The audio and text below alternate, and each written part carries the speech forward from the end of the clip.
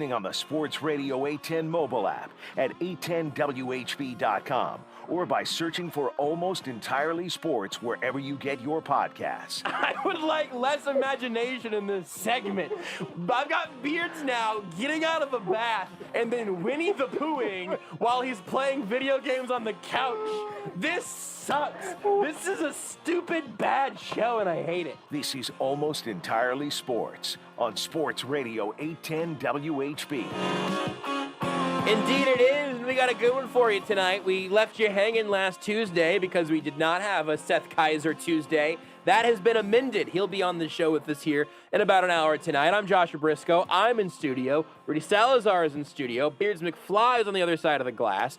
We got a handful of things to talk about. I want to get into the Chiefs' right guard situation right now because I think it's kind of interesting. We haven't done a show since Kyle Long's unfortunate injury. We got some Le'Veon Bell over here. We got some offensive line talk over there. We've got Bashaud Breeland contract details that you already know I'm going to talk about and I'm going to get unnecessarily upset about because I can't control my emotions on this one particular subject, apparently. But we're not going to start the show. Just that one? Well, almost entirely Bashaud Breeland. Almost entirely not equipped to handle my own emotions. Well, that's just entirely. I was going to scoot over for you, Beard, so you didn't have to tweak the camera anymore.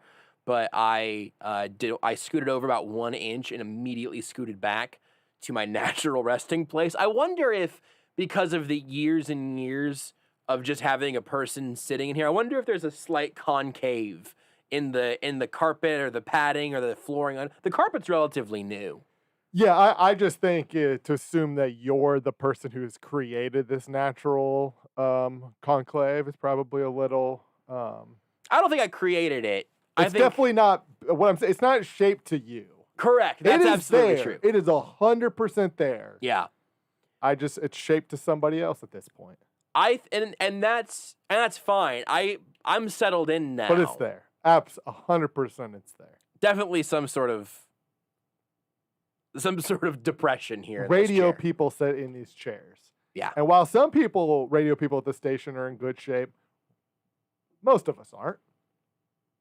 Like you said, us. I'm pretty sure at this point you are in the best shape of the three of us. I mean, out of the three of us, maybe, on but that's show. Not. I'm at the station whole. I know, and I think that this show is probably in better shape than most shows. Yeah. No, I agree. Well, I don't know if it's most. I don't think we're first. I don't think we're last. I'll think about it. Depends on if golf is a sport. Really moves the needle for some people here. Border Patrol's first. Yeah. Because of Nate and Jake. I don't want to do this game anymore. I want to leave Steven it hanging can right box, there. man. Steven can box. box. I would not bleep with them ever whatsoever. They know this. Yeah. I respect them from a physical competitor standpoint. But we're stronger and tougher than the zone. I think we outquick the program. Those are both good ways of putting it. I have a hard time arguing with that. So I want to get to the Chiefs' offensive line stuff because I think it's legitimately interesting. We're a day or two behind the story there, and we're probably not going to talk about it tomorrow. We'll certainly talk about it with Seth because he just wrote a piece about the Chiefs' offensive line a few days ago. And also, he's celebrating the 1-year anniversary of the Chief of the North newsletter. Woo! So celebrations there. We'll talk to him about all that in a little bit. Can't believe it's been a year. I know, it really doesn't seem like it's been that long. Or you've been making the Seth hates money joke for a year. Technically longer than a year because he was always kind of doing it, but the Bitly, it's been around for a year. But so I will get to that in just a second. But first, I've had a story that I have been saving all day. We've all been around each other for the last several hours doing various production things, show prep and all that. But there's one story that I specifically wanted to save until we were on the air. Beards, I saw that. I saw you accidentally put up the Seth Keysors on the show thing. How you doing over there, Beards? You good? So I was getting rid of something else and it accidentally popped up. That's fine. Stick with me for this story here because I want to start the show here. It's not a long story, but it's a good story.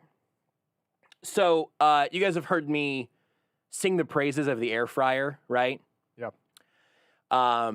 Girlfriend Renee bought one a while ago, and now we use it like every day. You want to reheat some pizza, you want to reheat some literally anything that you like to have a little crust on. You can throw a sandwich in there. It might make that bread a little too crispy. Certainly, if you're heating up anything that was fried and then has been frozen, absolute game changer. Mm-hmm. Your mini tacos love a good mini your frozen chicken strips, all of the potato skins, mozzarella sticks, that kind of stuff.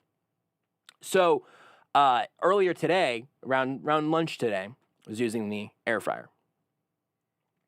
And I had some tater tots, big tater tot guy. And then I had some little chicken nuggies.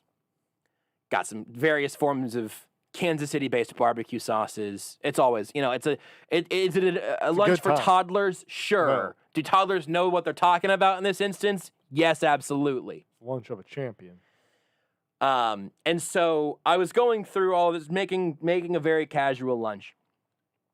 And I had, our air fryer's got two separate racks. So you can put, I had chicken nuggies on one and the tater tots on the other one. The saying chicken nuggies make it sound more like a toddler's lunch. Yeah, Yes, it here's the does. thing. Chicken nuggets is not a toddler lunch. Chicken nuggets probably is. That's chicken nuggies. Chicky nuggies. See, now it's better. Now we're good again. So I take the tater tots out, and I with tongs, it's all very hot, and I put it on my plate. And I take out the little chicken nuggies, and I am going to pour them over on the plate, and I fully miss. I fully miss the plate. How dare you? Straight to the floor. We're talking, I think, 8 of them, probably 8 to 10 of them. I was looking at my phone, and then that was the second time this week that I had to sweep the nuggets. Well, you have only swept the nuggets once. The Phoenix Suns also once. That's fair. If I was going to redo the story, I would say that Renee came over, and it was the second time this week I watched someone sweep the nuggets. A fair note, Rudy, and that's not what I had for lunch today. I'm not a toddler. The whole entire story was built upon a lie. A lie that I came up with just now. I thought that was a real story. And if the story... Even after you said the punchline, still thought it was a real story. It's the details. It's the details that matter. I went on a tangent about air fryers. I went off the beaten path talking about tater tots a little bit. You and said it was mini tacos. I mentioned the mini tacos. And it was all let my guard down. About sweeping the nuggets. And if it wasn't a funny joke to you, at least it was a long joke. I wish Jokic was here right now. Teach you a lesson. Yeah, to assault me by forearm punching me in the face. Suns in 4! Do you see? I'm gonna bleep your boy up. I've never Suns in 4!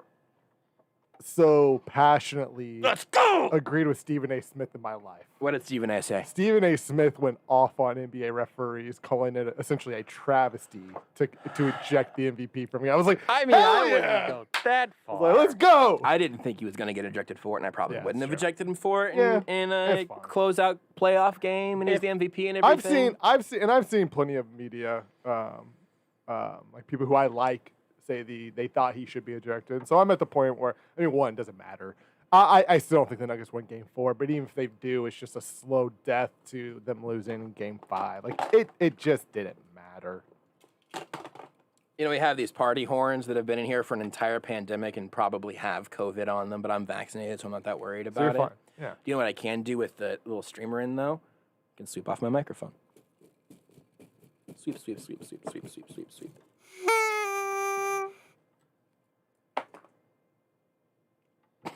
I don't think that party blower's been used in a while. It's probably been a minute. Yeah. It's probably been a minute. I had a pretty good joke that I'm not going to say because it's a radio show. But Thank you. you're welcome. We do radio? We are doing radio right now. Huh. Although you wouldn't know it if you're watching on any of our various streams. You can watch the show as well. You can watch the video gags in an audio medium. You can be like Caden Gets the Show, and you can continue to subscribe to the Twitch for his 4th consecutive month. Shout out to Caden. You can watch the show live on the Sports Radio 810 Facebook, Twitch, and YouTube pages. We will get to all the Chief stuff in a second. But we had the one game where, oh, you know what? Hold on. Darn. It was a brutal then- series, man. And then, okay, rewind, everybody. And then I spilled all of the chicken on the floor, and then Renee came over, and she's like, what are you doing, you dumb piece of bleep? And I was like, I'm sorry, I spilled the chicken nuggies. And then she swept them up, and that was the second time this year, the second time this week, damn it, the second time this week that I watched someone sweep the nuggets. Suns flag in my backpack. Bringing out the Suns flag again. Here we go. Let's turn it around. It's backwards. Now it's facing forwards. You probably can't. I mean, you could probably tell audio-wise a little bit that I'm talking not through really. the flag, but it seems pretty. No. It sounds pretty good. We should have been It doing. sounds the same. We should have been doing this through COVID. There are no particulates getting through this flag right now. I'm pretty sure it's just like a full head mask. Mm-hmm. I can't see much, but I can see through a little bit. Like if Rudy was gonna step up and walk around, and then Jokic my campaign face, I would see it coming. Unlike campaign. Unlike campaign, I would have a chance to defend myself.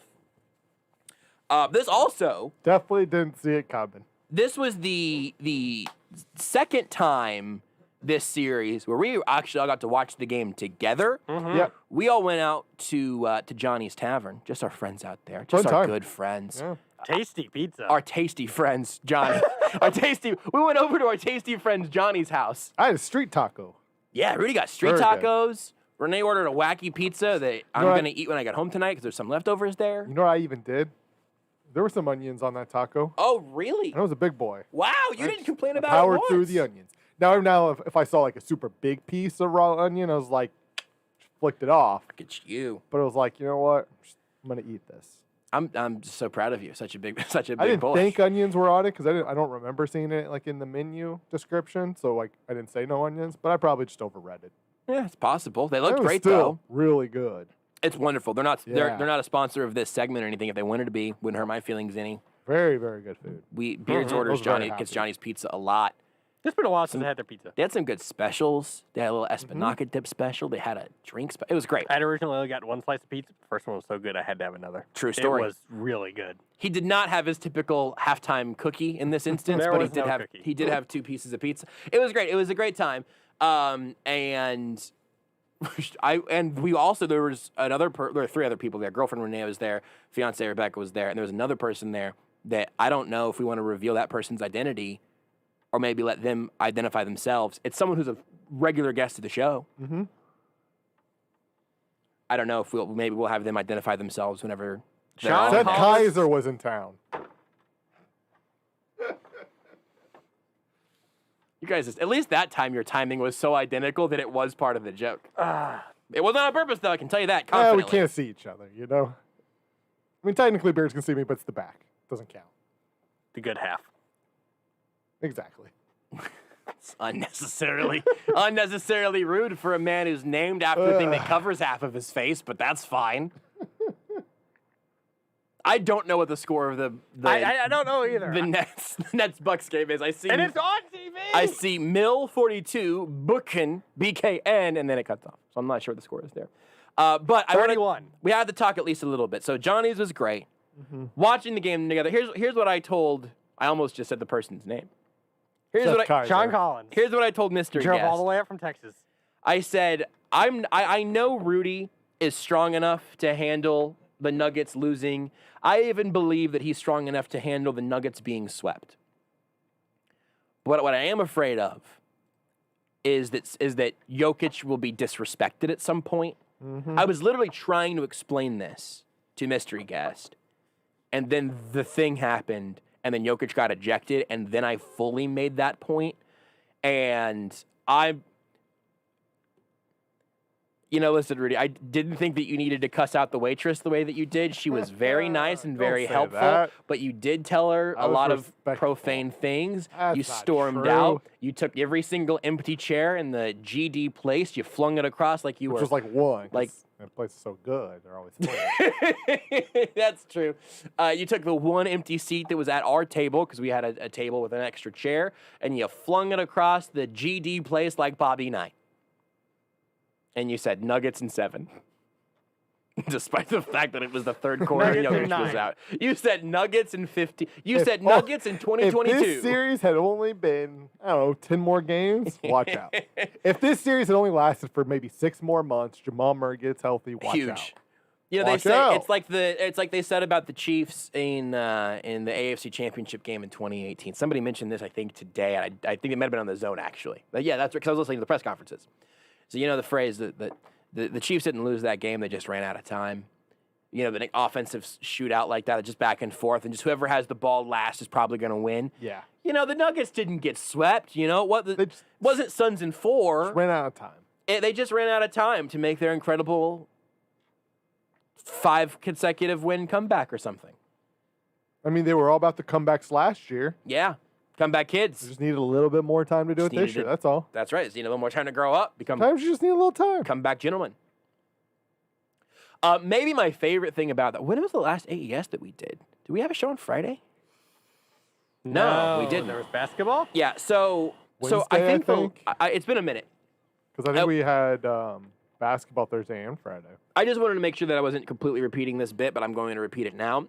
At this point, you've presumably seen the video, and there are T-shirts made of this moment now.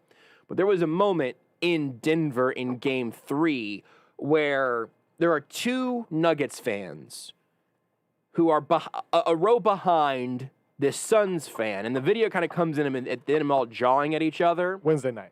Was it Wednesday? Yeah. Wow. 8:30 to 11. I did Sports Sunday on Sunday, though. That was okay. Yep. So Nuggets fans are behind, kind of bleep talking to the Suns fan or vice versa. Hard to say for sure. One of the 2 guys. It sure seemed like the 2 Nuggets fans. Maybe they didn't start it, but they certainly escalated it. That seems fair. Right? That They're seems certainly fair. They were certainly the reason why it got violent and physical. Yes, I think that's fair. And by violence, not really for the Suns fan. No. The Suns fan did not really encounter any violence. Walk in the park for him, but the Nuggets fans started and then received the violence. Yes. So Nuggets fan number 1, I think, swings at this Suns fan, like knocks his hat off and everything, and then there's a scrum happening. It actually almost ends right after that, which I didn't realize until my 97th watch of this magical video that I would pay $1 million for as an NFT. It was good. I think if I get a Top Shot moment of this, I think Top Shot is probably pretty close to being dead. Yeah. I think NFTs right now are looking pretty tough. That guy should capitalize on it real fast, though. Barstool's already given him him NFT. Barstool's already given him multiple T-shirts that they're selling. There's another company that's selling a version of a shirt that I may buy. Listen, at least somebody paid $58 million for Charlie Bit My Finger. That's right. To remove it off YouTube too. That's why. Man, I would pay $59 million for this video. I love this video. I don't think that's how much it actually was, but it was, It was a lot. It was a lot. It wasn't quite that much, but it was more money than you would pay for a YouTube video. It was $57 million. I think it was in the hundreds of thousands. Yeah. But whatever works. That Beeple thing sold for millions. Anyway, I love Drew Brees. Got a lot of whips. So I like winning. Not really, actually. Apparently, I don't. I haven't seen my teams win in I don't even know how long. It's been years at this point. So there's sort of 4.0. There's sort of a that's only a joke for people who are going to hear an ad in a little bit in the podcast only. Incredible, Beards. Thank you. That joke was for us and a reference for the future for the people that will stick around and listen to the ads in the podcast. Well, that's okay. We're only doing this show because we like doing it. We like to make ourselves laugh. I did tell like a 4-minute lie to the beginning of the show. I was going to say, though, do we make ourselves laugh? I did that time at least. And Beards did there for To himself. be fair, that's right. He didn't say we make each other laugh. Yeah. We make ourselves laugh. That's a good That's point. right. We're a Great point. very selfish radio show. Great point. An important distinction. So then Nuggets fan number 2 looks like he thinks he's going to get off a sneaky punch, and he tries to come down, throw a haymaker from up top. I don't think he made much contact of anything. Nah. And then you can go play-by-play if you want, but in a blink of an eye, Suns fan has Nuggets fan number 1 doubled over and is, I think, Rudy, you compared to a hockey fight. It is. If you've fight. ever watched a hockey fight, that is the form that they take. Like that He's man. got like the jersey. Yep. And it's just uppercut, uppercut, uppercut, uppercut. And that's how they uppercut. teach it. Like that's how they teach hockey fights. That I made this joke, but I also don't think it's a joke. That man has season tickets to the Coyotes. That man might have played hockey in college. That man has playing hockey experience. Yeah. And here's the thing. Not obviously. This is all like, happening in Denver, by the way. You can travel to Game 3 of Denver playoff game, and it doesn't necessarily mean you have millions of dollars, right? Sure. But you might be wealthy enough to own season tickets to the Coyotes. Right? Like you are a frequent. If you are traveling to Denver for Game 3 of the playoffs, you are a frequent attender of Phoenix sports. Or he just lives in Denver and just was in the perfect place at the perfect time as a Suns fan. Regardless. Yeah, but then maybe he's going to Avs games. Well, that's a bad example because the Avs don't show a lot of fight because they lost 4 in a row. That was a it. bad week. Just like the Nuggets. Bad week in sports. Well, the Avs won. I don't want to say it hurt more because I'm a bigger Nuggets fan than an Avs fan, but the Avs were up 2-0 and then lost 4 in a row, which really hurts. 2 of them in overtime. That's brutal. Yeah. Yeah, that is brutal. Almost as brutal as getting swept. Wasn't the worst loss the Nuggets took because, again, the fight. Because this was- guy. Whew. So Suns fan has Nuggets fan number 2 down. He just uppercut. The entire time he's talking to Nuggets fan number 1, who really started this bleep. At one point, Nuggets fan number 1 comes in and is like, well, I got to save my guy here. He tries throwing a punch at Suns fan. Suns fan doesn't touch him. He comes back, throws one back at Suns fan number 1 while keeping Nuggets fan number 1 while keeping Nuggets fan number 2 doubled over his chair. He's talking to Nuggets fan number 1. He punches him. He comes back. He's talking to number 1, and then he goes back and just for fun, without breaking eye contact, pops back in at number 2 again. The whole thing is just going as poorly as possible. He yells as he's going back at Nuggets fan number 1. He yells, "I'ma bleep your boy up." That might have been before one of the flurries of punches, because then he proceeded to bleep his boy up. Mm-hmm. "I'ma bleep your boy up." He bleeps him up. He lets go. He pushes him off of him. And as the Nuggets fans are both leaving to go straight to the concourse, Straight to their car. probably straight to their car. Under their bed. More on that in a second. No beards, believe it or not how it went for them. I have even more information on this fight now. As they are receding, and still a little ways before security gets there. They don't get there till the very, very, very end of the video. Security was there. They just were like, we're just going to let this man do Gotta his let thing. him. Gotta let this man He's cook. doing his job for us right now. He, as they're walking away, he holds up 4 fingers right in their face, right in front of his face, and he yells, "Suns in 4! Suns in 4!" I felt my soul leave my body in that moment. It's one of the most disrespectful things I've ever seen happen in a basketball arena. I'm including the things that happen on the floor. Absolutely brutal. So these guys leave the arena, right? Mm-hmm. Somebody found Snapchat videos of the 2 of them. You can see a little bit of blood on number 2's face. There's a Snapchat of them leaving, bragging about how they had to show this Suns fan the business. How they got in a fight and they had to give them the old 1-2. That they were leaving the arena. What's the arena called? The ball center? Yeah, the ball center. It was the Pepsi Center, now it's the ball center. We are leaving the ball center as victors. I think. As the only Nuggets to win. Boy, it's the Ball arena, not center. It was the Pepsi Center, now they're the ball arena. And if you want to protect your ball arena, you can go to manscaped.com, use the promo code ALMOST. I miss the Pepsi Not a Center lie. name. Protect your ball center, your ball arena, your Nuggets, your home of the Nuggets. All euphemisms. All a real code. Ball arena wasn't good for Denver this year. The Colorado Mammoth also play there. I wonder how they did this year. The ball arena is the home of the Nuggets. I love that. So they were gloating, and now this dude has multiple companies making T-shirts with his face on it, yelling "Suns in 4." And that story was also all a lie, and that's what happened to me and Rudy at Johnny's on game day. None of that actually happened. No, that story was real. Yeah. At this point, though, this whole segment is just what should you believe? I mean, you did try and reenact it, which was a little weird. Yeah, Well, trying to beat him up. The issue is there wasn't a second Nuggets fan there. That's Just true. just me. There are actually We 2 should've- Suns, 1 Nugget.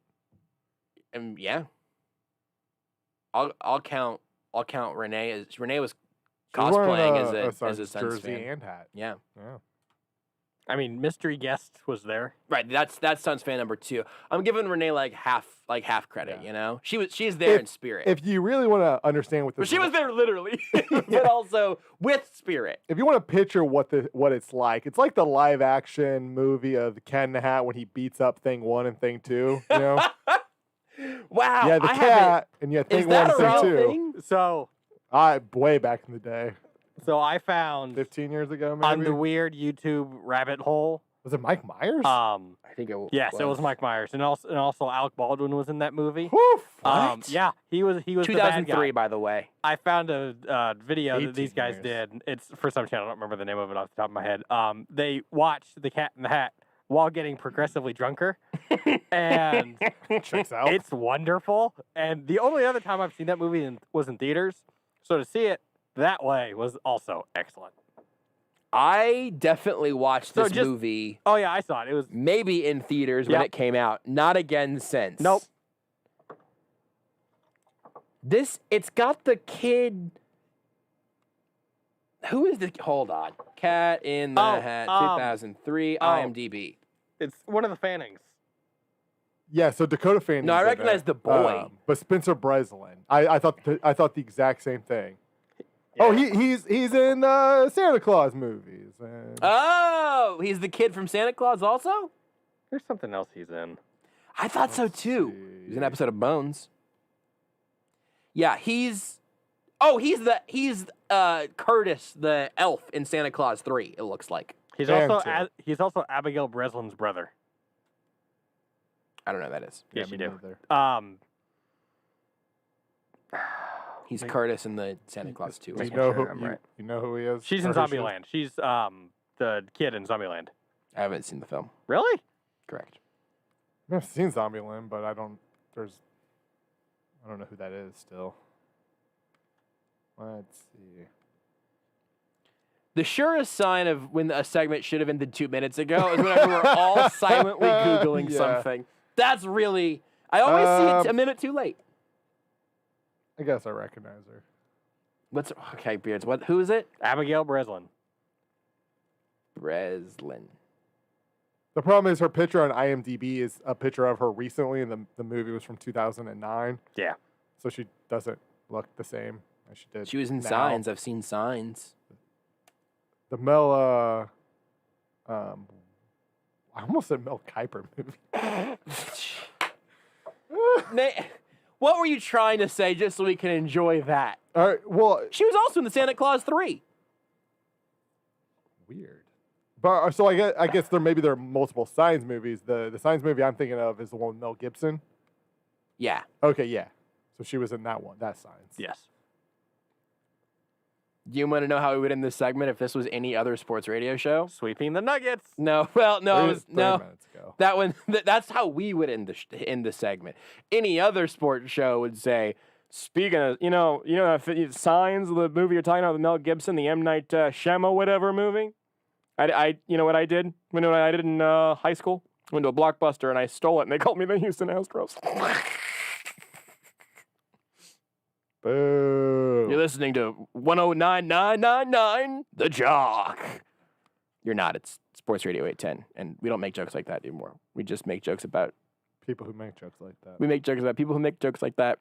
We make jokes about spilling chicken nuggies and sweeping the Nuggets. Sounds in 4. Do you guys get it? Stealing signs? Doesn't seem like you guys got the joke. Want more Almost Entirely Sports? Watch the show live on the Sports Radio 810 Facebook page.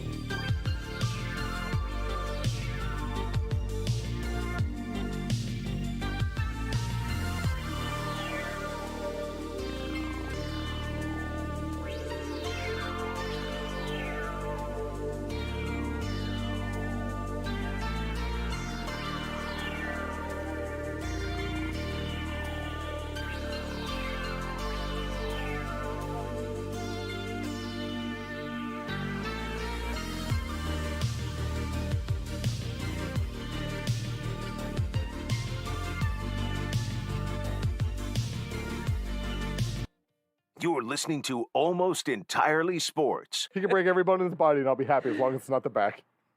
Cut that, Beards. Cut him saying Michael Porter Jr. could break every bone in his body and he'd be happy, and then just don't include the last part. But the context. Oh, context, please. Yeah. With Joshua Brisco. He can break every bone in his body, and I'll be happy. On Sports Radio 810 WHB.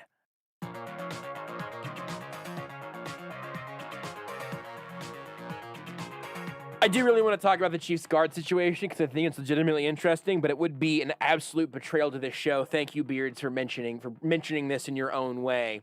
That after our years of what felt like decades of talking about Michael Porter Jr., his back, and the Nuggets, he tweaked his back early in the series and then got picked on the rest of the series against the Suns, no less. To be fair, the back probably had nothing to do with that. Well, it didn't help for sure. It certainly did help. I got the feeling Chris Paul might have done that regardless. Sources say.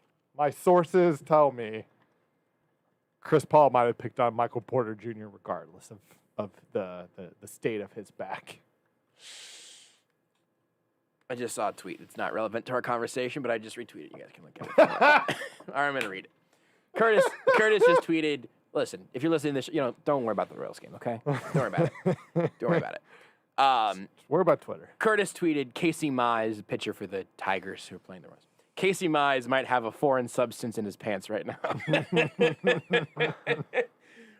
I think Curtis's joke is that it's poop because the Royals are successfully hitting the baseball. But it's way funnier if you imagine that Casey Mize is partway through a no-hitter right now. Yeah. It's way funnier if you imagine that he's in the top of the ninth needing 2 outs for a perfect game. He also had to switch out his glove earlier in the game because he's wearing a different pitcher's glove. After the first inning, they made him change his glove. Really? Mm-hmm. We might talk about the baseball sticky stuff probably tomorrow. I assume the reasoning for making him change his glove has to do with that. Probably, yeah, where you got it's a little treated or whatever. Mm-hmm. Really I forget weird. the pitcher's name now. So, but if you care, you can look it up on Twitter. Funkhauser. What? I know there's a pitcher named Funkhauser. I don't know if that's who's. There's a pitcher named Funkhauser? There was at the very least. At some point in the 70s? No, not Funky. not that long. Like within the last 15 years, I bet. Kyle James Funkhauser, who pitched for the Tigers. Oh my gosh! KJ Funky. What, Beards? What are you? Oh my gosh! There's a graphic on the TV right now for the Nets-Bucks game where the players that are not Kevin Durant and Jeff Green are 4 for 24 from the field. How's Kyle Funkhauser doing? Will somebody please? He pitched for the Tigers. Will somebody please sweep up these Nuggets? I might be right about this. I've spilled On more during the July break. 27th, 4.0. 2020, Funkhauser made his MLB debut for the Tigers. You thought I was pulling a name out. I think that's whose glove it was. I think it was Kyle Funkhauser's glove. Okay. That's fine. I believe you now. I sort of stopped listening partway through, but I choose You thought to I believe was just like making a joke or something. No, I believed it was a real name. I just don't think I had. My thought was that if Kyle Funkhauser was going up against the Royals any day that I was hosting a Baseball Tonight pregame show. Casey Mize was wearing Kyle Funkhauser's glove. Oh. That's what I'm saying. Yeah, no, I believe you. I just figured that if there was ever any point that I would have had a chance to learn about a man whose last name was Funkhauser, that I would have remembered it, and clearly I didn't. Or never knew it. You're welcome, America. Yeah. Let's go live to America really quick. Thank you, Rudy. Coming out here like I just made up a name. I believed it was a real name. I just didn't have any point of reference for it. He's a member of the Tigers right now. I mean, every name is a made-up name. Shut up, Beards McFly. If it's on a birth certificate, it's not made up. What do you know? Well, I mean, it is. No. It is. is. Well, it is. At some point, somebody made it up, and then you're just but not copying anymore. off of it. Exactly. That's not made up anymore. It was made up, and then somebody's yeah, copying like it. the name Rudy was made up hundreds of years ago, but not anymore. It's a made-up name. Boy, this is an interesting stalemate we've all found ourselves in. What if we all Google something in silence? I mean, so is it only made up the first time Yeah. that it Because now it is an actual and then it's thing. derivative of something Yes. else? But if Beard's about to get married, we'll give Beards the fictional child here. Oh God, I hate it. So if let's say Beard's McFly, his firstborn McFly son, Jr. right? That's not made up. But if he names his child, I love Jason Tatum, all one word. It's a made up name. It's a made up name. Yeah.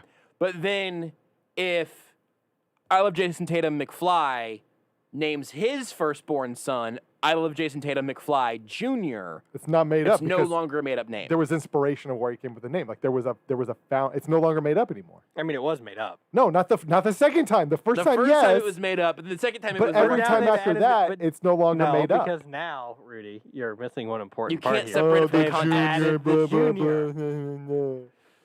All right, so let's say somebody else is a big fan of yours, Beards, and they love the work you do, and they also think you came up with a great creative name. And they're a big Jason Tatum fan. And also. they also are a big fan of Jason Tatum. And they even have the same middle name. Yeah. So you name your child, and then they also name their child identically, hundreds of miles away. They may never meet, but they name their child also, I love Jason Tatum, space, and chicken, McFly. They also happen to have the last name McFly. Mm-hmm. That is no longer a made-up name now. It is to them. Because because they're directly No, 'cause copying they yours. got it from you. It's their test answers, but they are copying your answers. I think I'm with Rudy on this one after some Thank you. thinking. I'm with Rudy Salad Bar on this one. Thank you. Not a made up name. Comes from the very famous Rudy Salazar's of the Spanish King. The Salazars? Yeah, The salad bars. Okay. Yeah, King Rudy's famous salad bars. It's very Yes. Rudy Beards. I thought you. I You're mean, the historian I thought you were going to be a history teacher. That must have been right. at that college in Arkansas State. How far did you get Nope. through your process of University of becoming Arkansas, getting a Little history Rock. degree? Community college. So Junior colleges. don't in Google Arkansas. it. Don't Google it. No, Johnson County. Oh, What- you what were were you doing studying history in Arkansas? Arkansas. That was the broadcast journalism stuff. Oh, so Arkansas was after JUCO. I was gonna say I didn't think that school was a JUCO, and it's not. No. That you went to. Correct. I know where Beards went to college. Rudy doesn't. It's a long-running thing. We've I all. type in 2-year colleges. You'll enjoy this. 2-year colleges near Arkansas.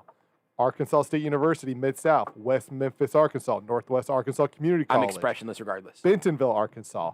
Ozarka College in Melbourne, Australia. You found it. You got it. Found You it. got out. it. You wily son of a gun. You. Thank you, Google. You Andrew Wiley son of a gun. Let's talk about the Chiefs guard. Oh, we need to take a break. Let's take a break. We'll come back. We'll talk about the Chiefs guards. At JB Briscoe, at Beards McFly, at Not That Rudy, at Sports Radio 810. Just do it already.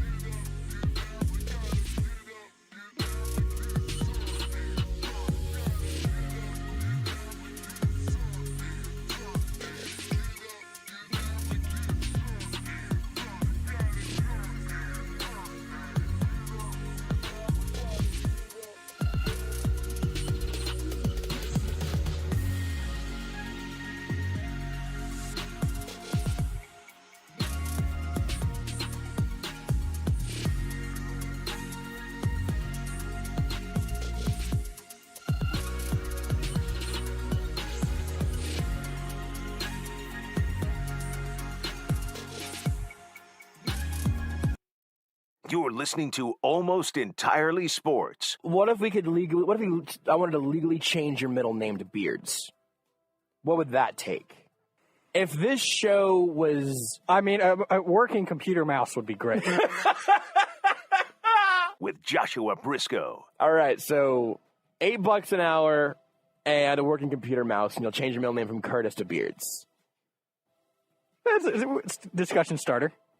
How much would it take for you to change your name to Dick Justice? On Sports Radio 810 WHB. I got to get off some Chiefs guard takes here, everybody. Here's the thing, and actually I got to do Sunday Sound Off on Sunday. Oh, did they ask you a question about guards? You know what, Beards? They did happen to. I tweeted and said that I wanted to talk about guards, and Mick didn't put it in the show. And then we have a segment called Time's Yours, where you get to, like, people on Twitter get to ask a question. And they read my question. And I said, man, I'd love it if somebody would tweet at Mick and tell him that we should talk about guards. And then Beards tweeted, hey, Mick, I'd love to hear about the Chiefs guards without Kyle Long. And that's not quite what I said. I don't remember what it was. Do you remember what you said? Yeah. Hey, Mick, right guard, am I right? That's what you said. And that tweet did make it to TV. Now, Mick credited both a Beards McFly and a Nathan Wilhelm. I don't know if both of them. Double credit! I'm guessing both of them tweeted it in. I don't know. Credit. I don't recognize Well, the other name. on Mondays, Tuesdays, Wednesdays, Thursdays, and Fridays, Beards McFly is our producer, but on Saturdays and Sundays, it's Nathan Wilhelm. Wow. I should meet that guy. Yeah. It's just weird because we don't have AES on Saturdays and Sundays. But it But if popped we up right then. did, Yeah. we would have Nathan Wilhelm. And one of the reasons that I wanted to talk about it, and in fact, I'm realizing now there's a tweet I want to pull up that I'm going to have to stall to go get, because it's a really good tweet. You don't want to meet the Nathan Wilhelm, though. He's a weirdo. Yeah, he wears Real cowboy pervert. boots and no hats.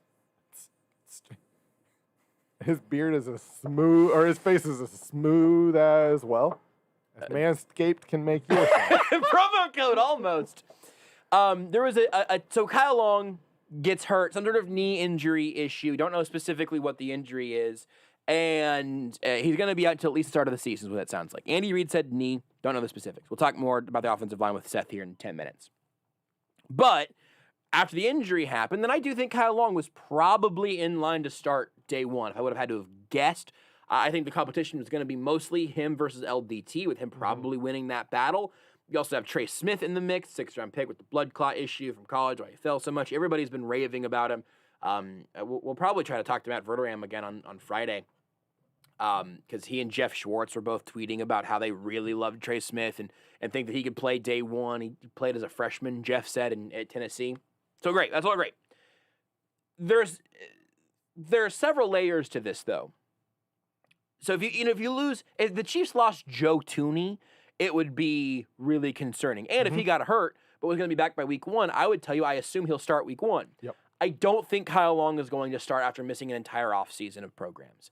I just don't think it's a reasonable thing. Now, what might be reasonable is, do you think LDT a year back, is he going to get through a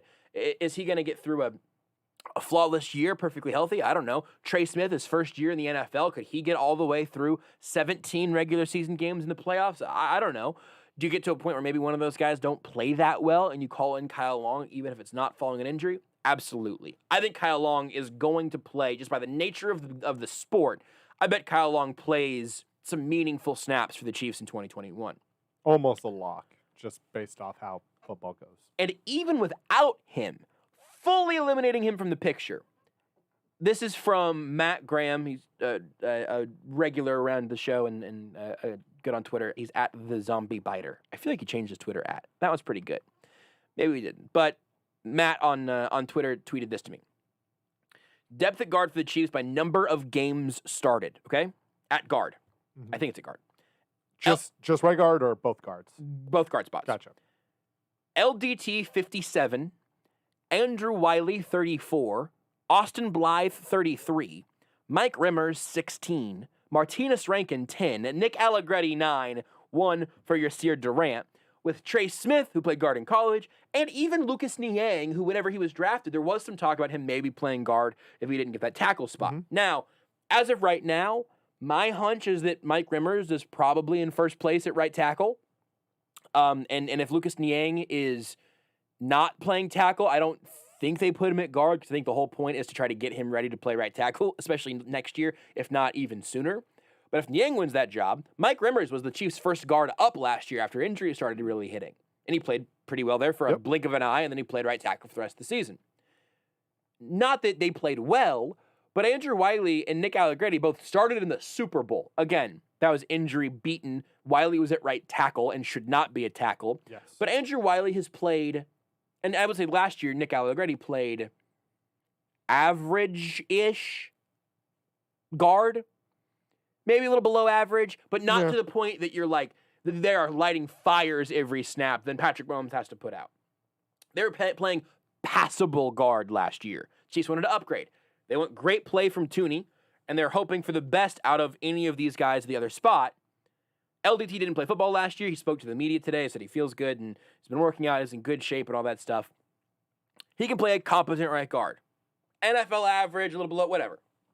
This is the whole point, though. The fact that you can nitpick between LDT, Andrew Wiley, Austin Blythe was a guard before he was a center. If he's not playing center with Creed Humphrey, hopefully playing center, Blythe could play there, and if Creed gets hurt, he could scoop back into center. You have one of these other guys step in and play right guard.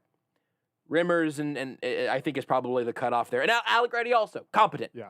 You can get passable guard play from like 5 dudes, 6 dudes on the roster who do not currently have a starting spot for them without Kyle Long, who is coming back. It's not a season ender, it seems. And so this is something that I think we can keep an eye on, but I also think in some ways it might be the least important of the actual battles on the offensive line, because Creed winning that job at center over Blythe would be a really good sign for the future. Mm-hmm. You want to see the young guy play always. He a second-round pick, makes sense in the offense. You want to establish that as quickly as you can. Niang winning the right tackle job would be awesome because it would mean that he was better than Mike Rimmers, who played a good right tackle. Yes. And I'm not saying Beard say the F word, please. It's fine. It's not that for Mike Rimmers. Mike Rimmers was better than that. Yeah. That might be Andrew Wiley, Nick Allegretti, one of those guys.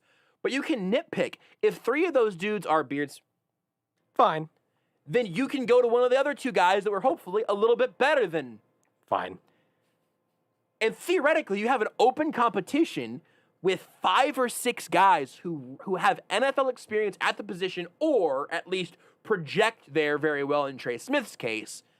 If you end up with fine at your right guard spot, because all of those guys were either fine or fine or even worse than that, then you have created a problem for yourself that I simply don't think exists there. So I would have loved for Kyle Long to have been healthy throughout the offseason. For sure. I would have loved the true Long versus LDT battle. I would have loved... I'm fine with LDT versus Wiley versus Blythe versus Rimmers versus Allegretti versus Trey Smith. But you know what? It's fine. It's all fine. It's fine. It's fine. It's fine. It's fine. The issue is if Orlando Brown doesn't play very well, or Joe Tooney doesn't play very well, or they Creed just don't play, or they don't, right. If any of those guys get... The right guard thing is an incredibly unique situation because the Chiefs' plan was essentially to bring in numbers. Long and LDT and Blythe and the right Wiley, side of the line has numbers. Tons of them. And a bunch of one-year deals for all those guys. And that's all, in my opinion, Beards. Fine. It's fine. It's okay. It's an incredibly unique situation. Not. Say that again? If Orlando Brown got hurt, though, that's not. That's not. Left side needs to stay healthy because it's expensive. Yeah. Right side, we've got options. We'll talk about those with Seth Keysor next. You're listening to Almost Entirely Sports with Joshua Brisco on Sports Radio 810 WHB.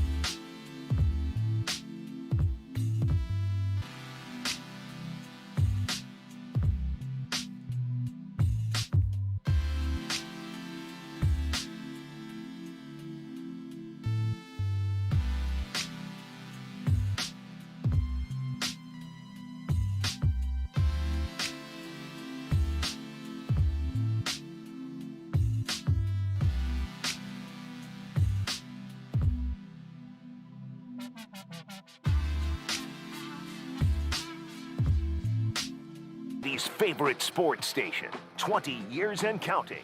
Sports Radio 810 WHB, Kansas City.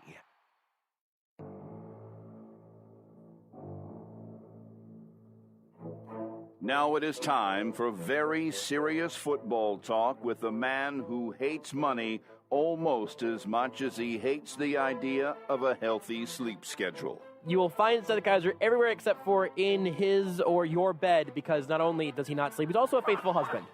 So that's important. The man who has so many children, his wife figured he wouldn't even notice if she bought a few chickens and ducks for the backyard. We should have an episode where we just have my children appear on the show in ascending order. So we'll do like a minute of Lucas, then 2 minutes of Isabel, then 3 minutes of...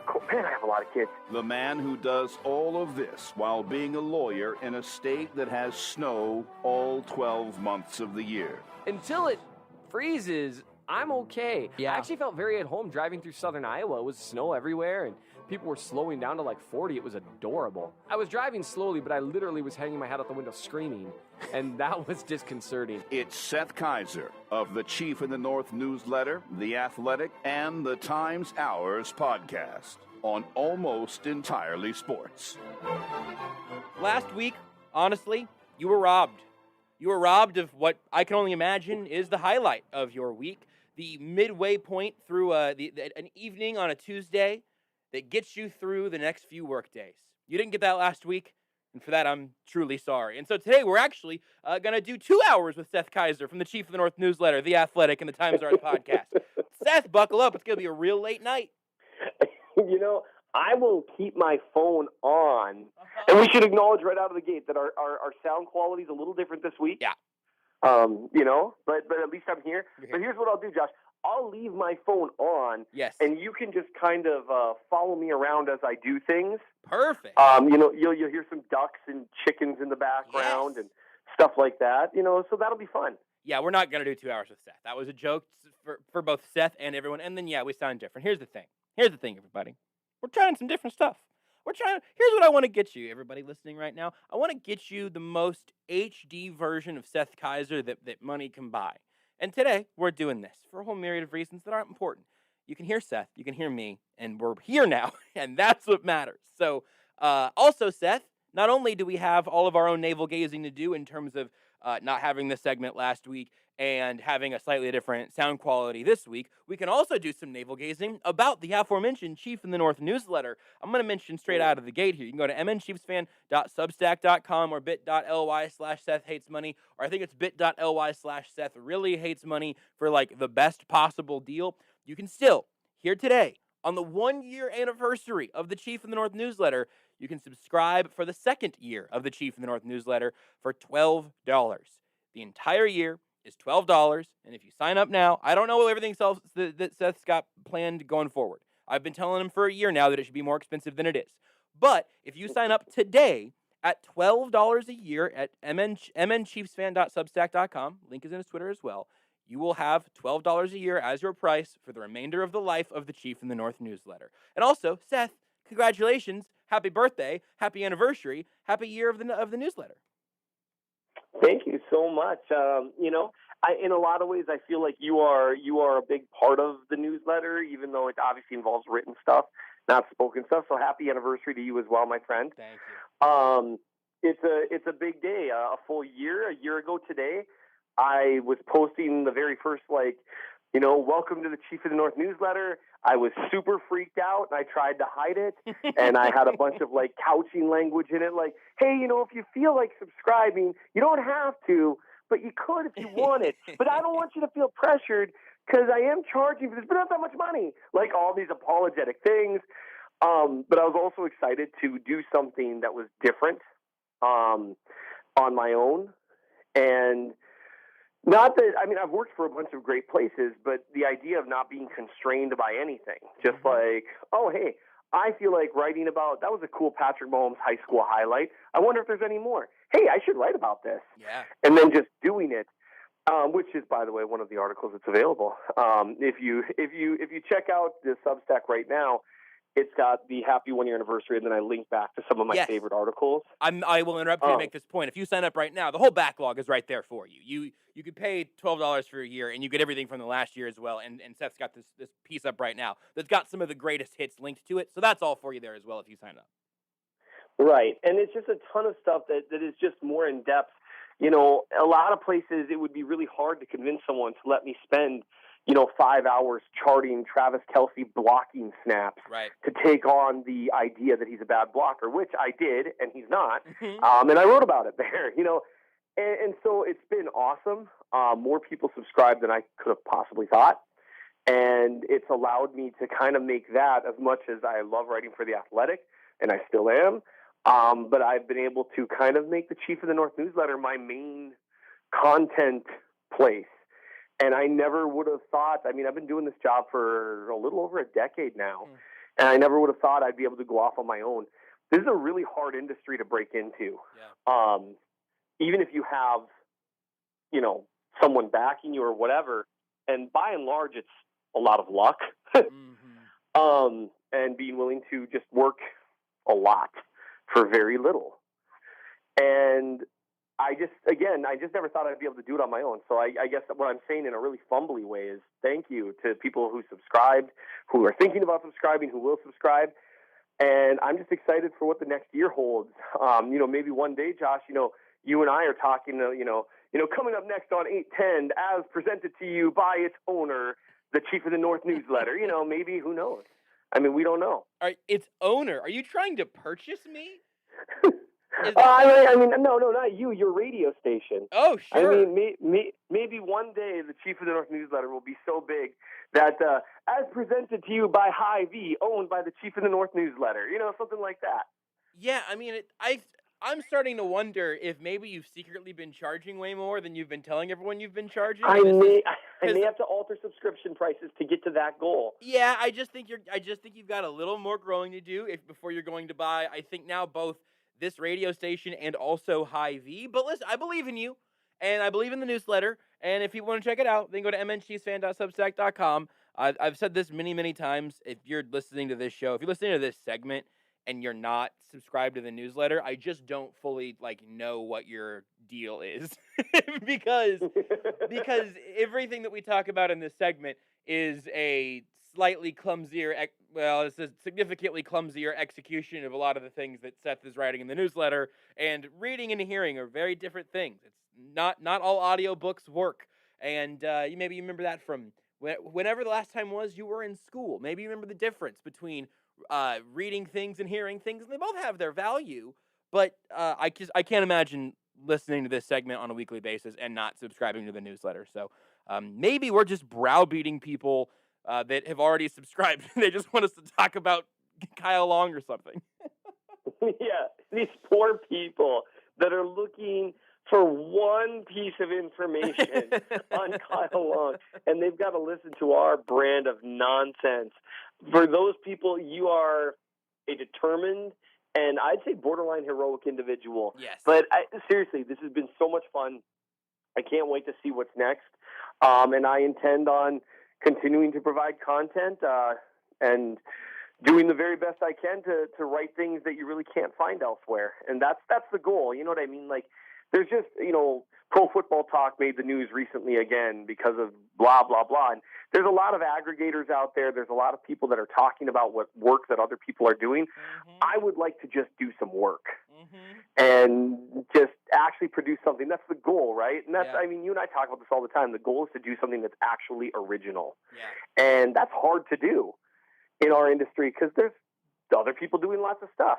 But I'm going to keep trying to do it and hopefully not burn too many bridges along the way by taking pot shots about original content. Well, listen, here's the thing, and this is not quite the original content you're talking about, but I haven't gotten to talk about this with anybody yet, and so may as well do it now on the radio. The whole Le'Veon Bell story that I really don't think you have anything original to say, if I'm guessing, because I don't have anything original to say. I don't know if anyone does at this point. Not as an insult, as just an honest observation. We will not spend a lot of time on that. All the words have been said. They've all been about said. This. There's nothing left. But the funny thing, and by funny I mean infuriating, the funny thing is that it was either, I believe it was a crack of dawn, Saturday morning. Somebody on Twitter, shout out to them, tweeted a screen cap of Le'Veon Bell's Instagram comment. And then I found the screen cap in a few other places, and I started working on a story for Arrowhead Report.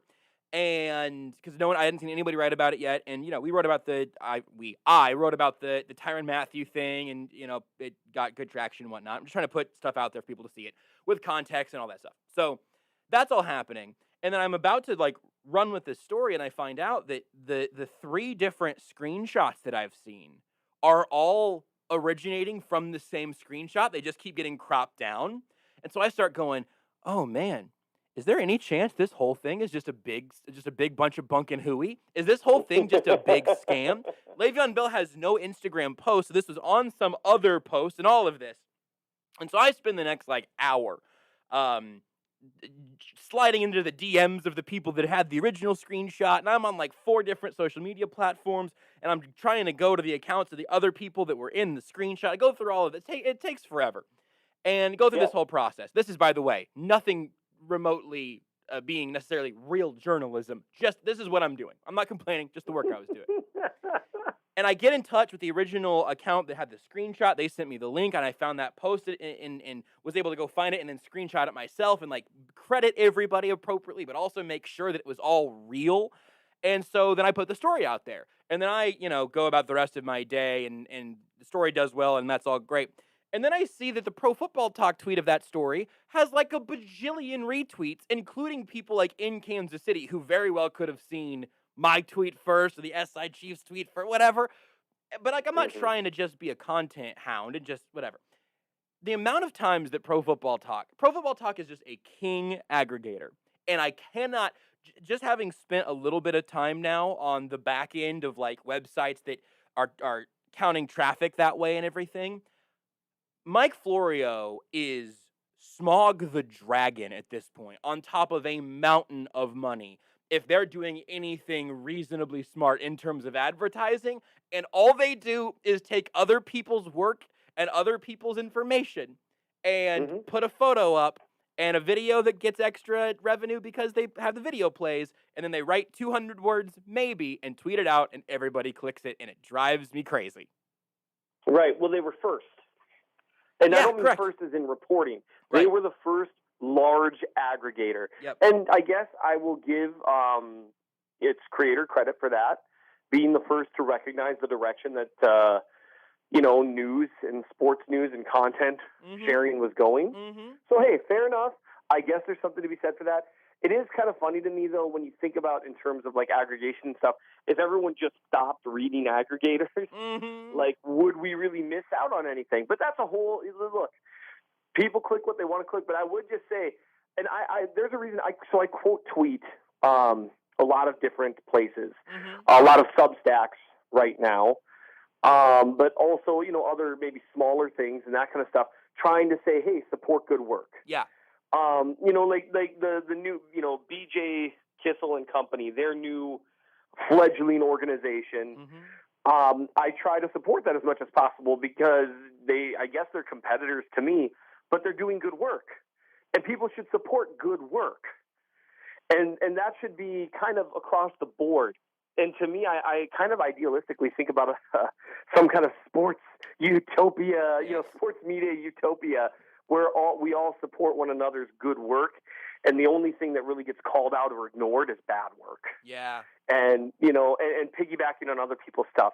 So that's something if people are wondering if that type of stuff, the aggregation stuff, bothers you, block aggregators and just or at least ones that don't provide any original content, at least, because some places do both. That's the thing. There are plenty. If we were in a without sin cast the first stone situation, my rocks would all still be in my pockets because across the various spectrums, everybody aggregates on Twitter and then they quote tweet with their response.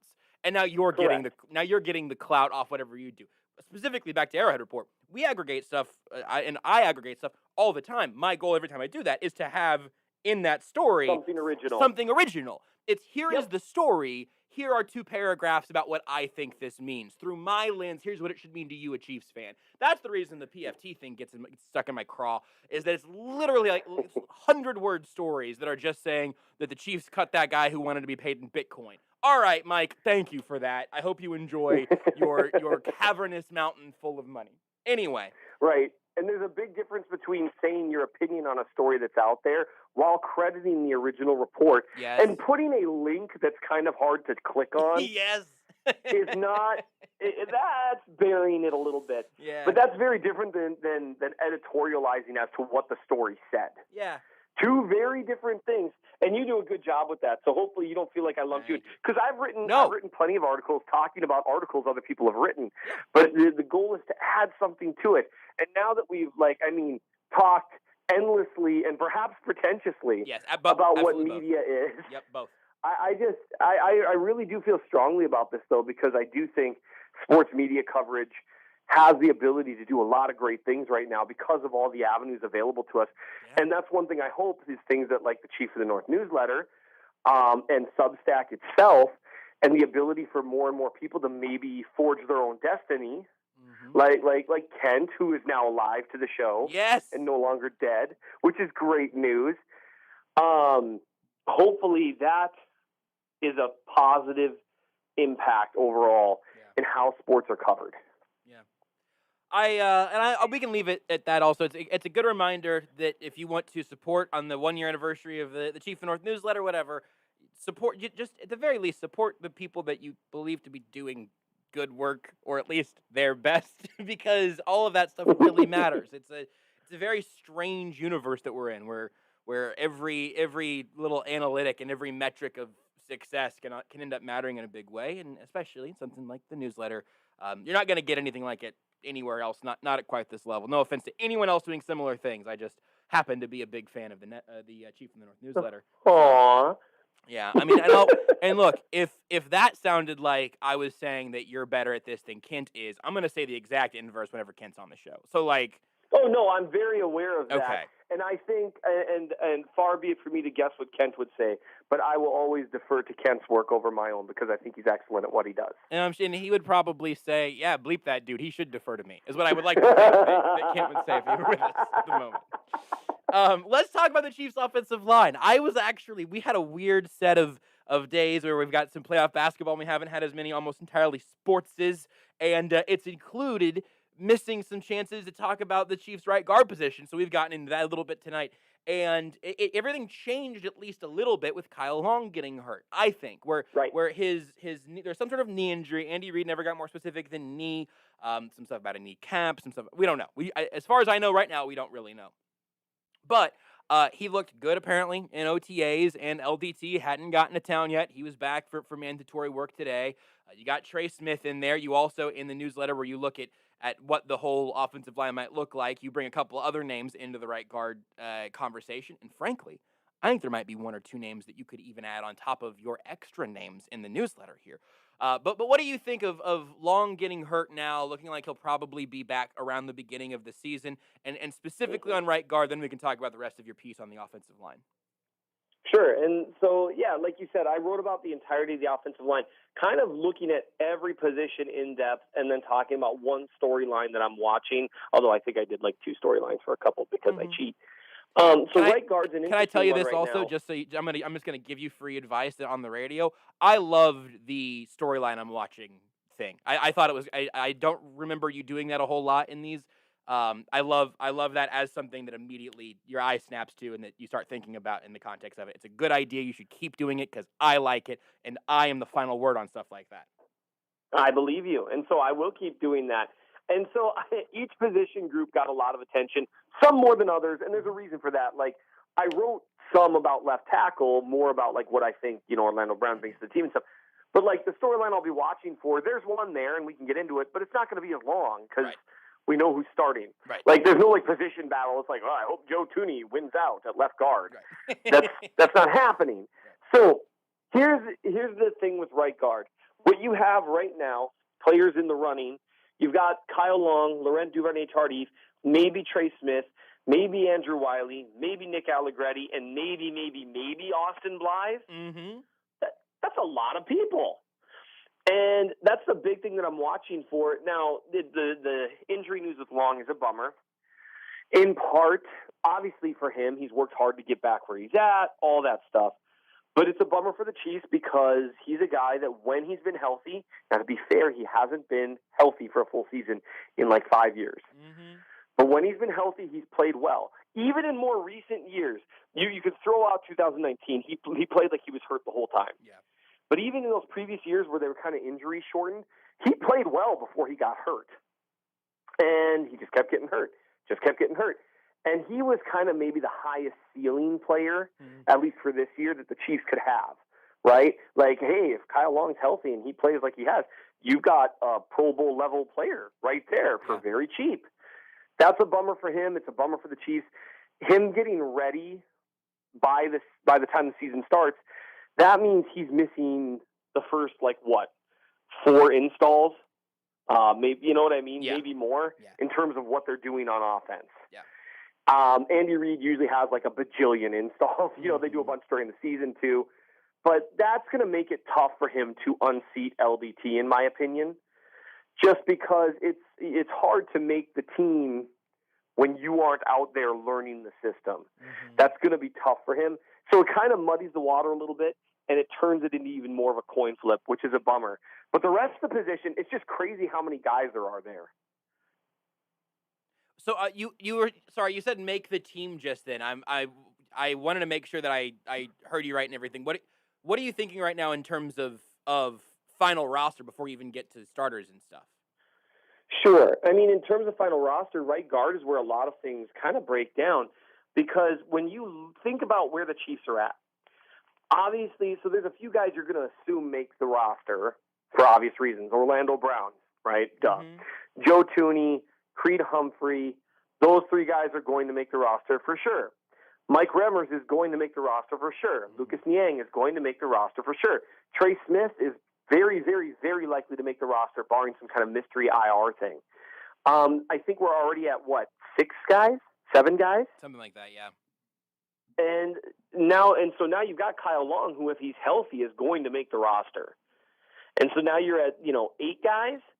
And how many offensive linemen, they might maybe keep 10 around, more likely 9? Who's to say? And so they don't have a lot of open roster spots. Yeah. And so I think Austin Blythe is very likely to make the roster because he's the only NFL-proven center on the roster. Mm-hmm. So with Creed Humphrey, if he went down, you want a guy who's proven. It's also worth noting that Austin Blythe played at guard for 2 straight years, started every game before switching over to center in 2020. He's more proven than pretty much anyone else among that group, other than LDT in recent years. Mm-hmm. And LDT just took a year off, and he actually struggled with injuries somewhat. So Blythe, I think, is a near lock to make the roster. I guess we'll find out. So that leaves you with guys like Wiley and Allegretti, fighting for a last roster spot.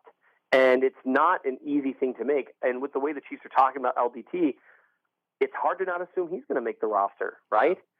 So you've got 10 guys that it's hard to not feel like they're locks. Yeah. It's really interesting because, and also I'll just throw in the 2 other things at right guard. You mentioned both of them at tackle, and I think that most likely this doesn't end up happening. But Mike Remmers was, I think, the first guard up last year whenever the offensive line was fully healthy. There was a little bit of talk about Lucas Niang getting guard reps, whenever they drafted him last year. So it's just a hugely loaded room there. And I think you're right about the bottom of the roster. The thing I was wondering if you were getting at there was if Kyle Long isn't around throughout the preseason, could he all of a sudden go from maybe being your day one starter to maybe not being on the roster? Partially because, the reason he wasn't on a longer term deal or on another team was because he didn't play last year. I have no reason to think that this was some sort of negligence injury or anything that would have a clear logic to it, because most injuries, in my opinion, are probably pretty random. But it's a super interesting list. So with that being said, of all of those guys, we've talked about Trey Smith. You wrote about him in a full piece. It's up on the newsletter. You've mentioned all of those other veterans and everything. I have said this a couple times that I think Andrew Wiley would make the most sense to potentially be traded, because I think that you could find a team that might be willing to give up a late-round pick to solidify a guard spot competently, and maybe most importantly, if not traded, cut, because his whole salary is movable. You could just free up $2 million with no dead money if you just released him outright. And most of these other guys do not have that set up. LDT has a higher cap hit this year than Joe Thuney does, and it's not movable. Thuney's cap hit this year is also very low, which everyone should know. But it ends up being a very interesting unit because, as you say there, you find 10 guys that feel like they could be locks, and I wouldn't say that it's a lock that they even keep 10 guys, plus then the guys that are out on the bubble and all of that. So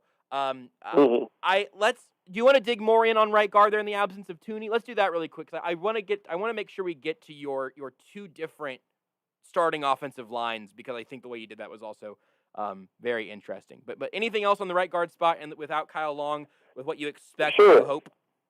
I would say with Long, it's just worth noting that it's just going to depend on how he comes back from it. If he comes back strong, he's got an opportunity to seize it. But there's question marks all over with the right guard spot. And that's worth noting. With Long, it's can he stay healthy, and is he rusty? With LDT, is he rusty after taking a year off? He's been very open that the first time he put on a helmet was today, since the Super Bowl. That's a big deal. And that's, again, not a knock on him. It's just a fact. It's also worth noting LDT didn't play that well in 2019. So what level does he play at?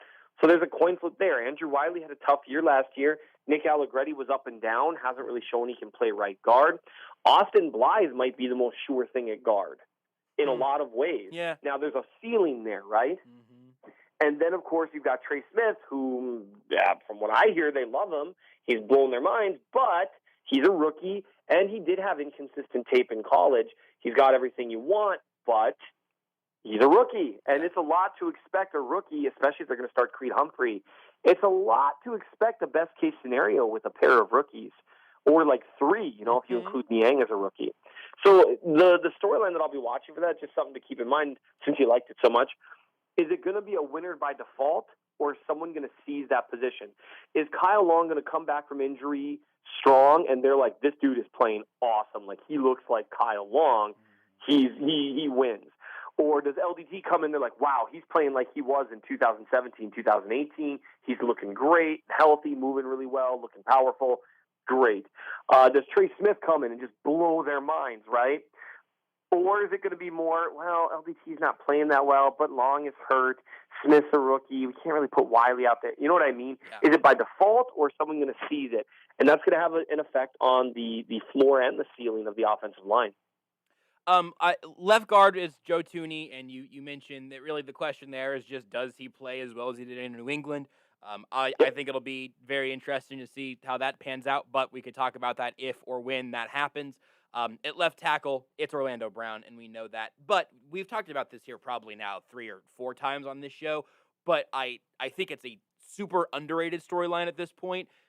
Is your thing to watch with Brown that you mentioned earlier is who adapts to who? Like, what changes in what direction? You have Orlando Brown in Baltimore, and you have Eric Fisher in Kansas City. Well, now you have Orlando Brown in Kansas City. What does that merging look like? We don't have to get all the way into the weeds on it, and if you want to read about it, go check out the newsletter. But I'm curious how you're feeling about that at this point, and then what you're expecting is, and just I think it's just a worthwhile thing to repeat ourselves on, honestly. Absolutely. It's very different requests from the teams with how Fisher played in terms of he took almost exclusively vertical sets in pass protection, meaning he's moving backwards, essentially, or more to the side, a 45-degree set, that sort of thing. Whereas Orlando Brown took a lot of horizontal sets. He attacked his blockers. Now, the question is that because that's what the system wanted from both of them, or because it's what their strengths dictated, which, by the way, it happens to for both of them. Andy Heck is an excellent offensive line coach. I don't think that they would have grabbed Brown to say, now we're going to ask you to be a square peg in a round hole and do a bunch of things you don't know how to do. Yeah. I think you're going to see more, and we talked about this a little bit, I think you're going to see more gap and power type stuff in the run game, which is a whole ball of wax to go down, but that's enough for another day. I think you are going to see more aggressive pass protection sets from him. And with them knowing that he's playing that way, and that's why you trust Joe Thuney to handle his guy on an island. You're basically going to be trusting those two guys to really do their job. And Thuney, if he doesn't have someone across from him, helping out the center and helping inside in case that aggressive set gets Brown burned, right? Yeah. It's going to be interesting to see who adapts to who. My guess would be, if I were the Chiefs, and it's so easy to just say these things flippantly, you tell Brown, look, we want you to play a little bit lighter than you played with the Ravens last year. Not that much, just a little bit lighter, which when you're his size, you could say 20 pounds is a little bit lighter. Yeah, right. And then say, we're going to have you continue to be aggressive and then just adapt to what we're doing. So, I mean, in terms of continue to be aggressive, continue to take up plenty of horizontal sets, but also understand where Pat normally is and just account for that. And I think it's going to work well. He's a really talented player. He played really well at left tackle last year. He played well at right tackle the years before. I think he's got the feet to do it. It's just going to look a lot different than it did with Fisher. As Andy Reid said, he's a big man with beautiful feet. I don't know how you can argue that. I think that was Niang. Oh, damn it. You're right. It was. Gosh, dang it. I got ahead of myself because I wanted to talk about Niang a little bit, and I blew it. Let's do it. I'm going to put I don't want to anymore. Let's talk about something else that I don't get wrong. I'm so embarrassed. I was so excited to leave that quote back in because you embedded it in the story, and it's a hilarious quote, and it wasn't even about Orlando Brown. You said he's got great feet, and I pulled the trigger. If that's the worst thing you do all day, it's a pretty good day, Josh. Oh, it's not even close. You know what I believe? And you know what? Here's a new quote. Orlando Brown Jr. is a big man with beautiful feet. Josh Brisco, 2021. There you go. All right. So now Andy Reid said that about Lucas Niang. I said it about Orlando Brown Jr. You know what? Orlando Brown Jr. is a beautiful man with big feet. Josh Brisco, 2021. Works both ways. He almost certainly has big feet. There's no way he doesn't have big feet. It would be almost astonishing if he didn't have massive feet. It would be stunning. Let's talk about the two other sort of rookies that we haven't really talked about much as of just today, I guess.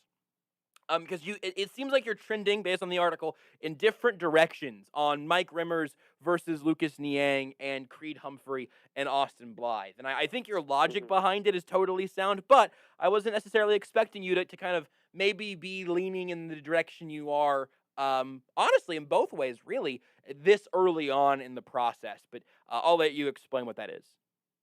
Sure. So right now, what I think will probably happen, this is probably me being influenced way too much by where they've got guys lining up in voluntary OTAs. Right. Because does it matter? Sure. Does it matter much? No. Yeah.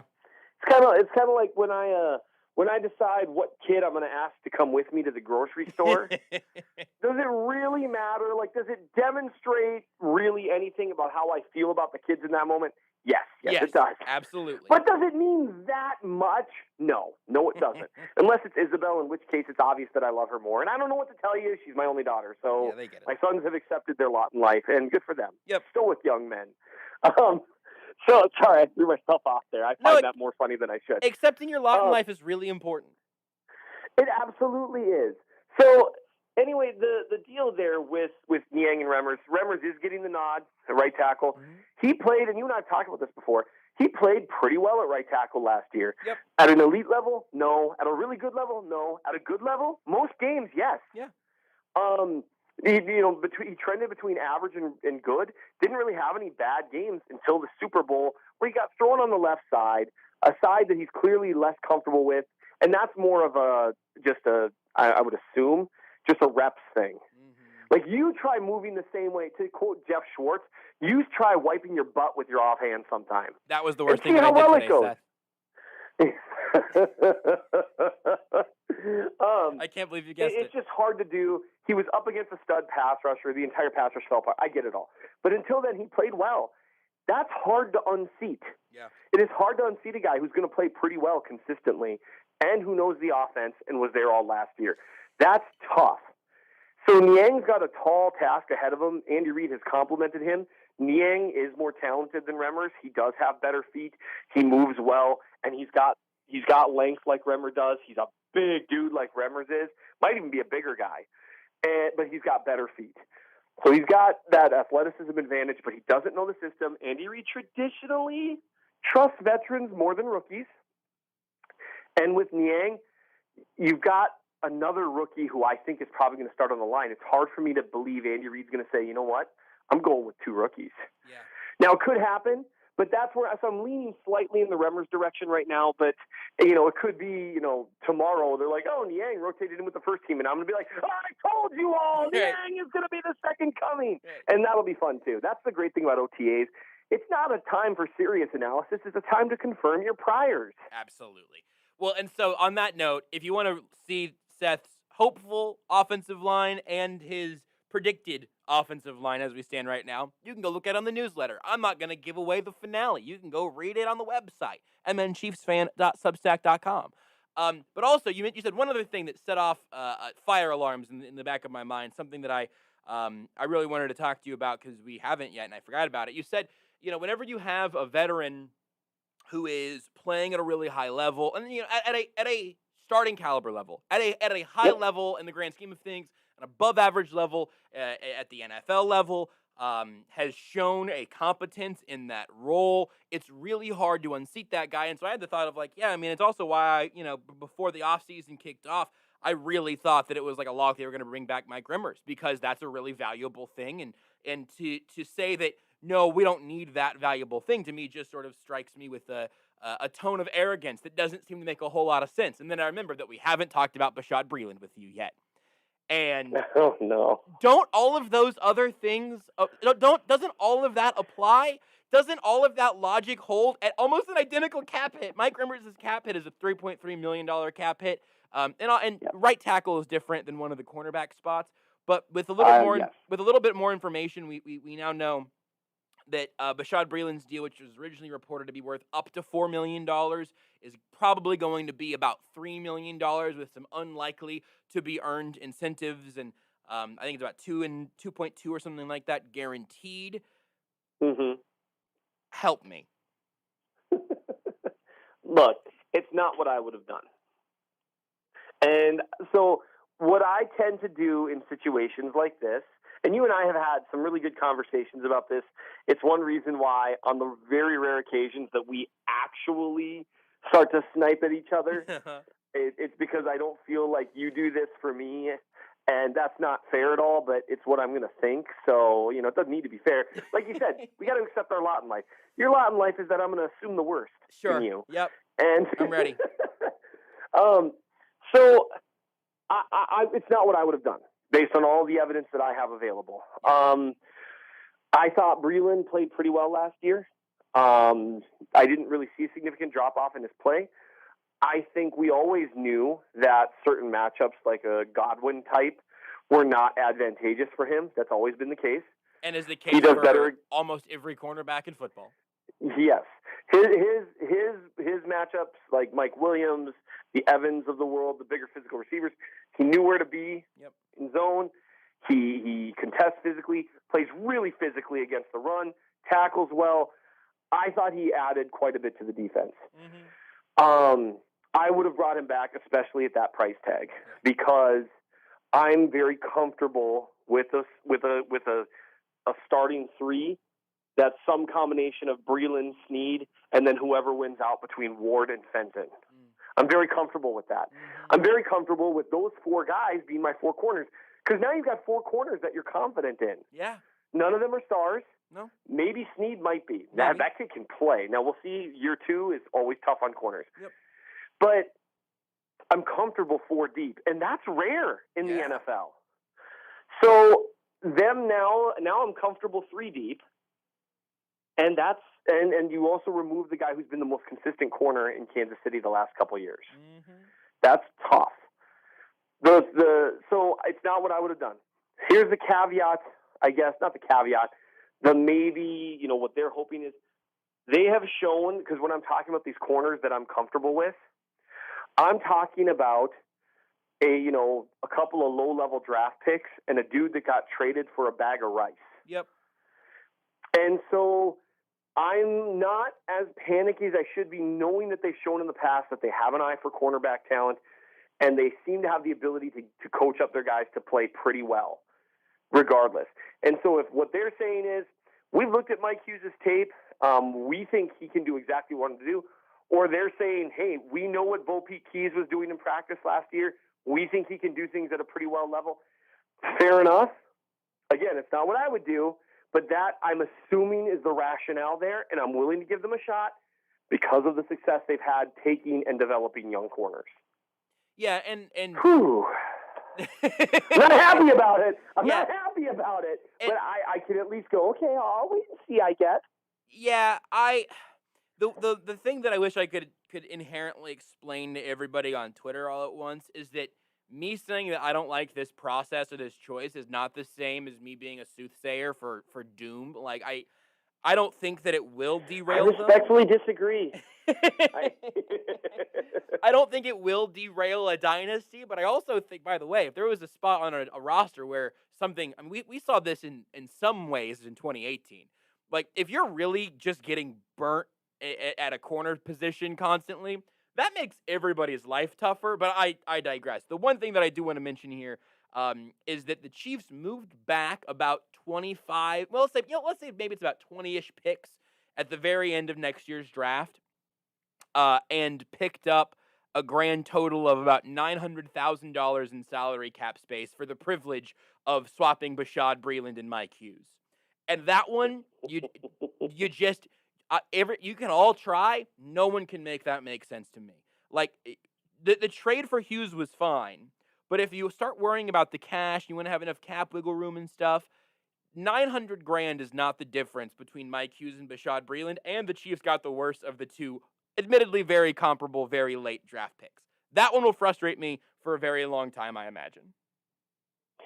I think that there's a lot to be said about that, for sure. And Hughes did not play particularly well when he did play last year. Yep.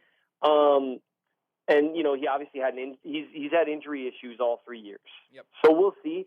I will say, now this is hardly, you know, dispositive. A lot of Vikings fans that I've talked to, they actually have one of those, like, kind of wish him nothing but the best, hope he gets healthy because he was all right when he was healthy attitude towards Hughes. And I think maybe that's where they figure. But again, you know, you got injury stuff and all that. So I agree with everything you just said. It feels like they think they swapped out, and it's kind of I think it's Veach trusting his process here. Yeah. And maybe it does have more to do. One thing worth noting, it could have more to do with I don't know, Bo Peep Keys than it does Mike Hughes. Yeah. Right? Sure. But even then, I tend to go with the sure thing. You know that. That's one reason why, like, I value draft picks less than some people, because I view veterans as more valuable, because I value the bird in the hand. And Bashaud Breeland was the bird in the hand. So we'll see what happens, I guess, and we will breathe through it. Good advice. There it is. Good advice. Feel better, don't you? No. But it all goes back to trying to wipe left-handed earlier today. It's really just thrown off my feng shui for the entire day. We didn't talk about Julio Jones at all, and we only talked about Le'Veon Bell as a way of me being frustrated at Pro Football Talk. So I think in both of those ways, we actually probably overachieved in tonight's conversation. Once again, 1-year anniversary of the Chief of the North newsletter. And to celebrate, Seth has an incredible deal. If you go subscribe right now, you can get a year. Forever. Your yearly rate will be $12. Now, that has been his incredible deal for this entire last year, but it's still an incredible deal celebrating the 1-year anniversary. Did you consider doing that, Seth? Like saying, hey, to celebrate the 1-year anniversary, I'm offering you this special deal as $12 for a year? Because I think that's a pretty good bit. And just linking the normal offer. Yeah. I should have. That's one problem with your permanent price or semi-permanent price. I'm not saying it's going to be there forever, people. It might not.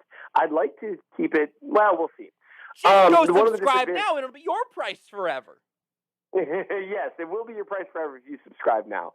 But yeah, one disadvantage to making that deal so public and at least over the last year, it's been a permanent deal, is that it's really hard to offer deals. So, like, if I offer a deal, it's like a deal on the deal. And it's like, wait a minute, what's dealception and all that fun stuff? Yeah, now you're paying people to read your work, and it's a whole thing. What you can do to celebrate is you can go for free. Follow at Real MN Chiefs Fan on Twitter. How about that? And you can also, later this week, hear an episode of Times Ours with myself and Nate Taylor and Seth Keysor. You can subscribe to that wherever you get your newsletters, your podcast, and you can check out the Chief of the North newsletter at mnchiefsfan.substack.com. Seth, once again, thank you for being here. Hey, thanks for having me. Did you know you can listen to Almost Entirely Sports anywhere, anytime? Well, you can. Just search for Almost Entirely Sports wherever you get your podcasts. Outdoor grilling season is here. Whether you need to upgrade your cooker, grab your new accessories, or just reload on the rubs, get to the Kansas City Barbecue store today. With a great staff that can help an experienced pitmaster or a weekend warrior just looking to fire up his grill for the family. Come check out the true one-stop shop for your summer barbecue at KC Barbecue Store at 119th and Straight Line in Olathe. Have you checked out Creekmore lately? One of the nicest upscale golf courses in Kansas City has a beautiful clubhouse. Come by for lunch or dinner at the Tavern on the Moor restaurant and bar, open to the public each day of the week, and breakfast on the weekend. They're offering daily lunch special options for only $7.99 each. The patio is also available to host just about any event. For more information or to schedule your next event, give Rick Scott a call at 816-331-2621 or visit creekmorepoa.com. The Golf Club at Creekmore. Your only short drive of the day will be getting there. Kate's Heating and Cooling is proud to be your neighbor in Casey for nearly 50 years. Their highly qualified, non-commissioned technicians are there for you. Plus, you can cover all your bases with Kate's Care, a complete home protection service plan. For a limited time, enjoy 1 year of Kate's Care free, along with 60-month financing at 0% on select Carrier system purchases. Carrier, turn to the experts. Visit katesheatingandcooling.com to book your appointment today. Today on Hey Culligan, better water, better food. Here's Gary in Chicago. Hey, Culligan, my water smells like a swimming pool, and my hot dog tastes like one. Sounds like your water comes with a little chlorine. Chlorine? You know, you could get a great for cooking water, delicious for drinking water, Culligan reverse osmosis system. Yeah, I'll take one of those and 2-3 more hot dogs. No can do on the dogs, Gare, but one Culligan reverse osmosis system already on the way. Let us help you out with a free in-home water test with a local Culligan water expert at Culligan.com. Don't go through another summer with that nagging joint pain. Live the life you deserve with help from QC Kinetics. This is Stephen St. John. Now's the time to call QC Kinetics. Learn how regenerative therapies can give you lasting relief, just in time for summer fun. QC Kinetics specializes in biologic therapies, restoring damaged tissue in your knees, hips, lower back, and shoulders. It's non-invasive and requires no downtime, no steroids, and no drugs either. These incredible pain treatments are wildly popular now. The listeners who've done this rave about the results because it's giving them their life back. So don't put it off another day. Call QC Kinetics now for a free consultation. Play golf again. Play at the beach with your kids or grandkids. Live life without nagging joint pain. Regenerative, restorative, relief. QC Kinetics. Call now. 816-412-6299. That's 816-412-6299. Right off 435 and State Line. QC Kinetics. Prime Lending's mortgage professionals are ready to assist you with your next home loan or refinance of your current residence. Prime Lending has 10 convenient locations to serve you. Visit whyprimelendingkc.com. That's WHYPrimelendingkc.com or call 816-600-4561. Prime Lending ranked #1 mortgage lender in the Kansas City, Missouri metro area market per Market Track January 2019 to October 2020. All loans subject to credit approval, rates and fees subject to change. Prime Lending, a Plains Capital Company, NMLS 13649, is an equal housing lender.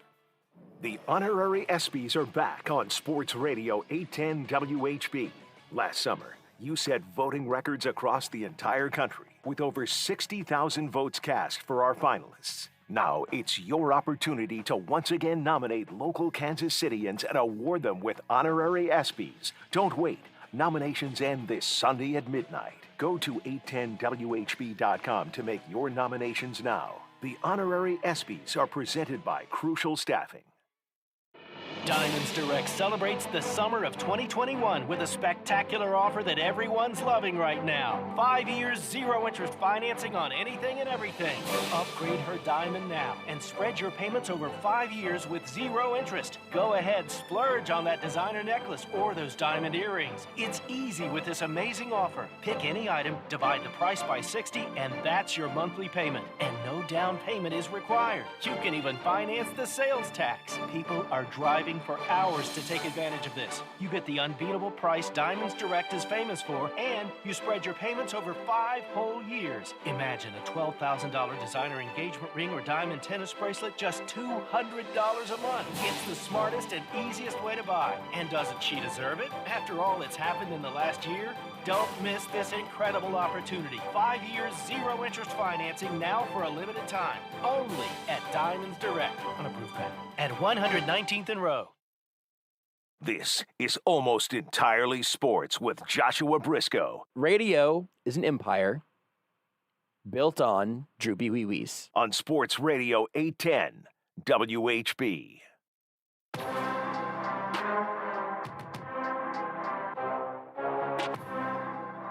Last segment of the night here on Almost Entirely Sports on this Tuesday, and boys, I have a story to tell you about. Oh boy. It's a story that isn't necessarily mine, but that I am telling on behalf of someone named Denny, and sort of probably also somebody not named Denny. This started about a week ago with a text that Curtis Siebold keeps getting. Somebody texted him, "Is this Denny?" Curtis responds, for about the 10th time, "This is not Denny." The response, "Hi, Denny. I'm Jessica from Simply Fast Sold. I'm texting you because I have an investor who wants to give you an all-cash offer for an address. Are you interested in selling? Hi, Denny. Is this Denny? Hi again. This is Jessica." Those are 3 separate messages that all go to Curtis. Curtis tweeted this out and said, "What do I do with this?" I said, "You must become Denny." He did include the phone number in his screenshot, and then WA Chiefs fan on Twitter. They responded, "Well, if you won't, I will. #profit. They text that number. "Hey, this is Denny. Were you interested in the property at address?" Here's where it goes. Here's where it goes from here. The response later to this texter. "Hey, Denny. Sorry I was already out of the office when you responded. Are you considering selling the property at address?" He responds once more. I said, "I want to know how deep the rabbit hole goes." He sent these screenshots following that up. Here was his response. This is fake Denny. "I'm conflicted. My wife really wants to sell, but I'm pretty sure she's planning to leave me.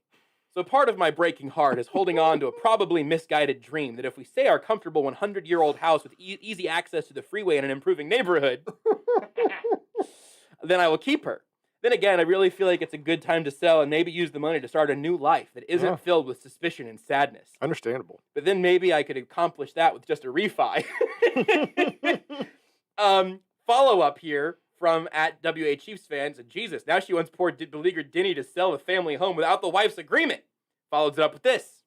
"I'm sorry about that, Denny, but will selling the property need your wife's decision?"